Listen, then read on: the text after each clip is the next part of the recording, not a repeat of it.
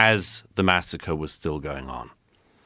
And one of the things I just cannot get out of my head is why in the last 18 months, when Hamas did what they did, have so many people made excuses for them or decided to side with them or deny their actions or excuse their actions? Why do you think that is? Several very, very big things. One is I think people wanted to ignore the nature of the atrocity because it was so appalling that it went against much of their narrative.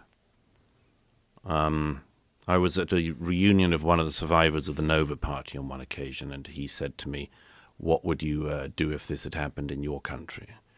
And I thought, well, it hasn't happened at this scale, but something like it has happened. The Ariana Grande arena bombing in Manchester in 2017, the Bataclan massacre in Paris in 2015, the Pulse nightclub shooting in 2015. But all of these occasions when young people were murdered for being at a pop concert or a nightclub, the world's attention, the world's empathy, the world's sympathy went to the victims.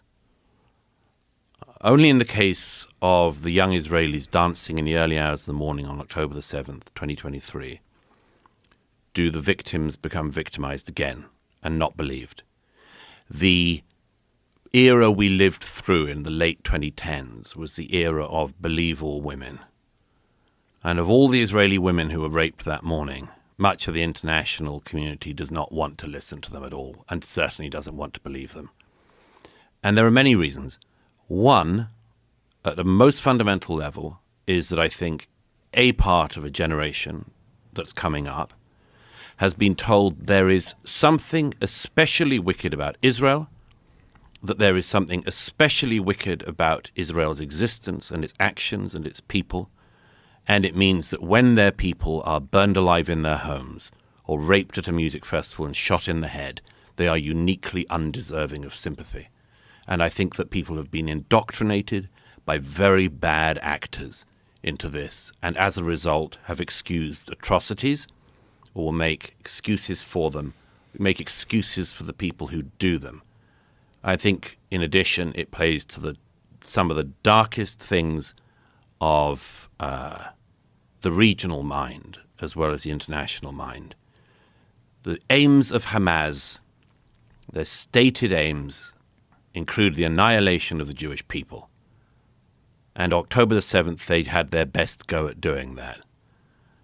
And the fact that in a decision between whether or not you're on the side of the people who want to dance and live in peace with their neighbors, or whether you're on the side of the people who want to rampage through a dance party bar in the early morning, macheteing at people, I find it amazing that there are so many people who don't know which side they're on. But there are a lot of them. There are a lot of reasons for that. But one of the foremost reasons is the fact that the state of Israel has been uniquely libeled, has been uniquely lied about.